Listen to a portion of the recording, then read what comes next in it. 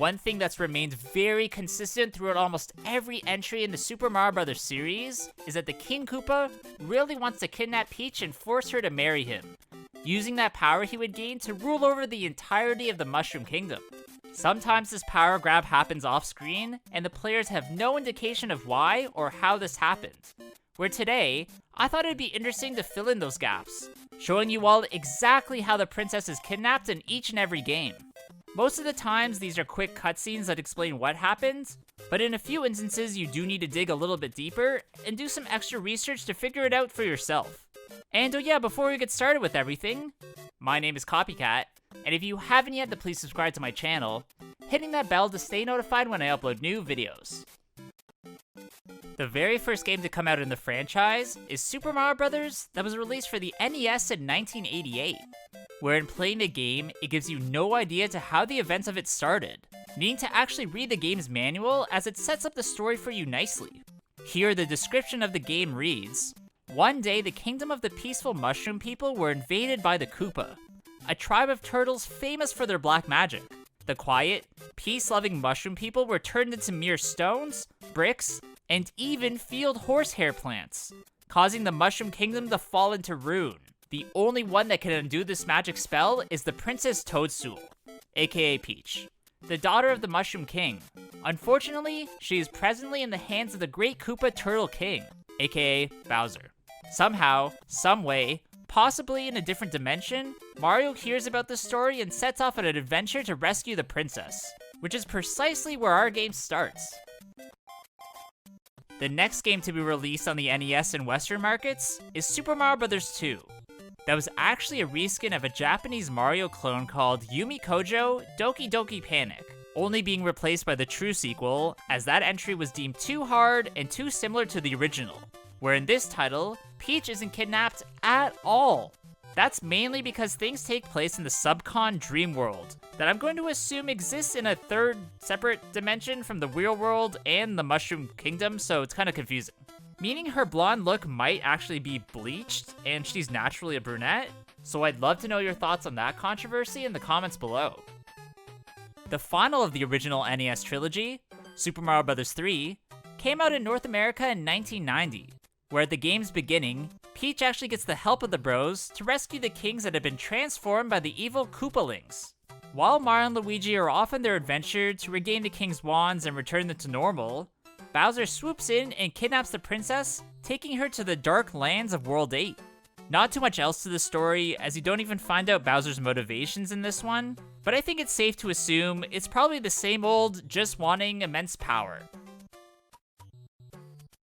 Before we move on, I just want to look at the true Japanese sequel to the original, Super Mario Bros. 2, also known in North America under the title of The Lost Levels, which I didn't realize is supposed to take place in a parallel dimension to that first entry, where again, the King Koopa takes Peach in a very similar manner.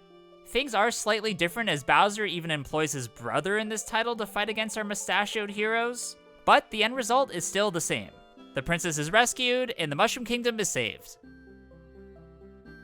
The first handheld game in the series is Super Mario Land that came out for the Game Boy in 1989, where Princess Peach isn't the damsel in distress in this entry, and instead, that role goes to Princess Daisy, as the setting here is in her Sarasaland Kingdom. Instead of Bowser, the evil alien Tatanga is the antagonist, wanting to marry Daisy and hypnotize all the inhabitants to rule over everything for himself. I'm not sure how Mario found out about this place, or even knew that there was trouble brewing in this different land, but Peach and Daisy apparently are cousins, so that might have something to do with it. Up next is the Super Mario World SNES entry, set within the mysterious Dinosaur Land, with things beginning with their trio of heroes traveling to this place in an attempt to revitalize it from Bowser's rule. Little did they know that Bowser had actually retreated here, and upon Peach's arrival, he and the Koopalings kidnapped her. I think in this instance, just as a way to get back at Mario. These events are all told to you by the Yoshis, who in the end join your journey in liberating their land, and of course, rescuing the princess from Bowser's dark castle. The next handheld game to come out is Super Mario Land 2, that also was released for the Game Boy, but here in 1992, where there are absolutely no princesses to be seen in this title at all. But that's for a very specific reason. This is because the head developer of the game, Hiroji Kiyotake, said he wanted to divert from the conventional ideas established by past Mario games, thinking that it would be a better change of pace if Mario's fighting for something that belongs to him, rather than fighting for someone else's benefit. Personally, I think this actually worked well, and the non-linear gameplay really added to the experience, leaving us with probably the best pre-colored Game Boy game, which is an honor as this system was pretty rudimentary. The first game to be released in the 3D realm is Super Mario 64 for the N64. And when this particular story begins, you learn that a mustachioed man has been invited by Peach to have cake at her castle, most likely in celebration for the events that occurred in Super Mario World. Once you reach the castle for your date, you quickly realize that Bowser has infiltrated and taken everything and everyone hostage, including the princess and most of her toads. Now, I'm assuming she's trapped within the painting that's found down the hallway that leads to the first floor Bowser boss fight, as you don't see her held captive at any time, and you only see her physical self at the very end during the celebrations. The next game also in the 3D realm is Super Mario Sunshine for the GameCube, where Peach is actually kidnapped twice while the pair are visiting Delfino Isle, both times by Bowser Jr. The first is when you initially get to Delfino Plaza, and she's taken by the Kid Koopa who's pretending to be a sort of shadowy, goopy version of Mario. Where here, if you just spray this version of Bowser Jr. a few times, then he'll drop the princess and leave. Just as a side note, Bowser Jr. has been wreaking havoc by covering important landmarks with his magical paintbrush that he apparently got from a strange man in a white coat, aka Professor Egad. This is oddly the same person who gifted Mario the flood device in the first place. Which I am gonna say is a bit strange, as he's supplying both sides of this battle, and it's tough to say what benefit comes out of doing this. The next time Peach is kidnapped is when you chase Bowser Jr. to Pinna Park, and have to fight and defeat his Mecha Bowser via water rockets. At the end of this, he reveals that he had somehow taken the princess, and that Bowser told him that she was his biological mother, and that Mario was the real captor in this scenario. This, of course, is a lie, I hope.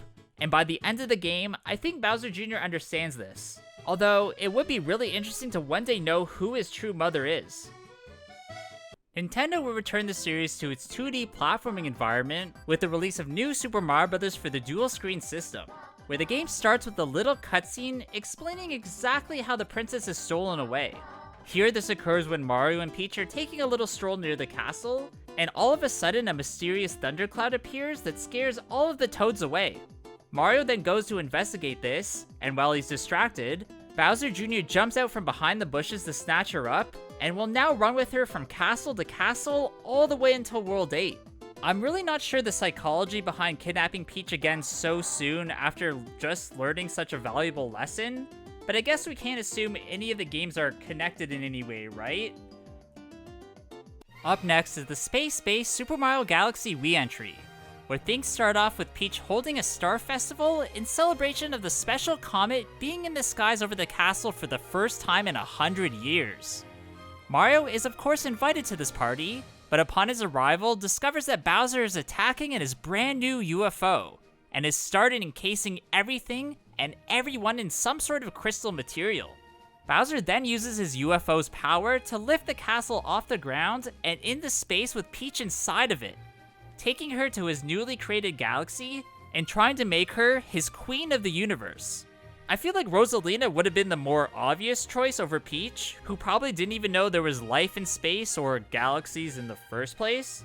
Plus, it sort of seems like she's the princess of all space, where Peach is just the princess of the Mushroom Kingdom. The second installment of the new Super Mario Bros. Sub-series came out for the Wii in 2009, where in it, Peach is taken right at the beginning of the game during her birthday celebrations at the castle. While all the heroes are about to enjoy a delicious looking cake, Bowser Jr. and the Koopalings emerge from within it and stun everyone in the room. They then pick up the cake, throw it on Peach trapping her, then pick it up and carry it to their ship, returning to Bowser with the princess.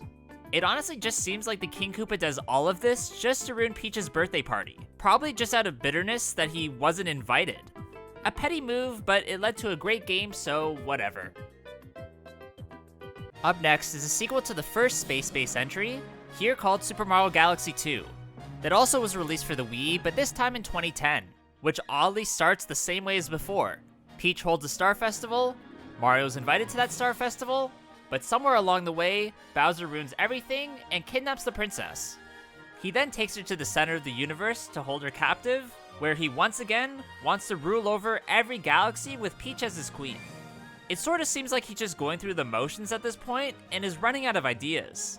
I mean, the plot of this one is literally the exact same, so did it take place 100 years in the future during another star celebration? I doubt it, but maybe. Nintendo would perfectly blend the 3D and 2D Mario environments to create Super Mario 3D Land for the 3DS, where Bowser this time at least has a slightly different reason for kidnapping the princess, as here, he wants to gather all of the Super Leaves from her tail tree and give them to his minions to have an advantage over the bros. While he's transporting the princess back to his lair, she actually somehow manages to escape, but eventually becomes recaptured, which might be the only time this happens across the entire franchise. Unfortunately, there's no cutscenes in this title, and instead, everything is conveyed through these postcard-like 3D pictures that the brothers gather throughout the different worlds. The third installment of the New Super Mario Bros. Sub-series was called New Super Mario Bros. 2, and was released for the 3DS in 2012, where things start off with Raccoon Mario and Fox Luigi going on a coin hunt from Peach's castle, leaving the princess alone on her balcony while they go out to gather some goodies. Just as they leave, a Koopa clown car appears with all of the Koopalings in it and take the princess hostage, damaging the bros who were just returning from their adventure and depowering them. I haven't found any motivation or inkling in this one to why Bowser wanted to kidnap Peach for now what's the 12th time, and I seriously can't believe Nintendo lasted almost 5 decades just recycling the exact same story. The final of the New Super Mario Bros. Sub-series came out for the Wii U in 2012, where the opening cutscene has Peach, Mario, Luigi, and the two Toads enjoying a nice dinner that of course is interrupted by Bowser and the Koopalings. Here they use a gigantic hand that descends from their airship to smash the dinner table, toss our heroes way off in the distance, and take over the castle with Peach in it. I didn't realize that it was the crew getting smashed into the acorn tree, which is why that power-up is in the game, as they spread across the Mushroom Kingdom for you to use and find. I remember being very happy to find out that Peach wouldn't be used as just a damsel in distress in Super Mario 3D World.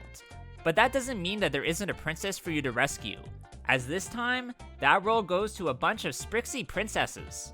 Bowser wanted to use these strange fairy-like beings as they could build his new World Bowser domain for him, as these characters possess the power to create pretty much anything you can imagine from scratch. This made them extremely useful to the King Koopa, and gives him another way to attempt to take over the Mushroom Kingdom, but of course, with the help of Mario and all your friends, he's easily defeated. In the absolutely massive Super Mario Odyssey Nintendo Switch entry, Bowser's back to his old ways, wanting to capture the princess and make her his bride, in the process ruling over every kingdom together. The opening cutscene is actually very interesting, as Bowser seems to easily overpower Mario, and somehow shreds his hat into a million little pieces, sending him hurtling towards the earth to land in the Cap Kingdom. This is where our hero meets Cappy and the adventure begins, where you have to go from kingdom to kingdom, trying to clean up the mess that the Broodals have left, and save the princess as well. I think it's cool to note that Bowser wants something very specific from each place he visits for his and Peach's wedding, which includes her tiara from the Cap Kingdom, who is actually Cappy's sister, who funnily enough is named Tiara. In the Sand Kingdom, he goes within its depths to get a diamond so he can craft an epic wedding ring. In the Wooded Kingdom, he steals their secret flowers for the bouquet. In the Lake Kingdom, he gets the Lock Ladies to make Peach a custom wedding dress. In the Metro Kingdom, he steals the band that's usually playing with Mayor Pauline. In the Seaside Kingdom, he takes some sparkling water for his guests to enjoy. In the Luncheon Kingdom, he steals a delicious stew. And on the Moon Kingdom, he obviously just uses the venue itself for the wedding.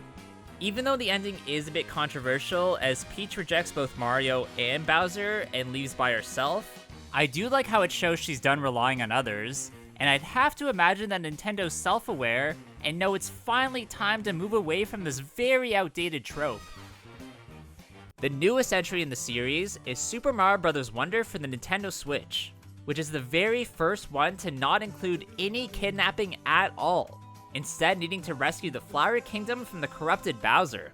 This is a nice change of pace as it allows you to experience something different for once, and in a very different place. But in the end, it's still the same old Mario. Alright, that's gonna be it for today's video, guys. I really hope you did enjoy this one. If you did, please leave a like, comment below what you thought about it, and of course subscribe to my channel. Also, please go follow my Instagram at Copycat Gamer. There I'll put some cool clips and items for my collection that you won't see anywhere else. Hope you guys all have a good day, and I'll see you all in the next one. Bye!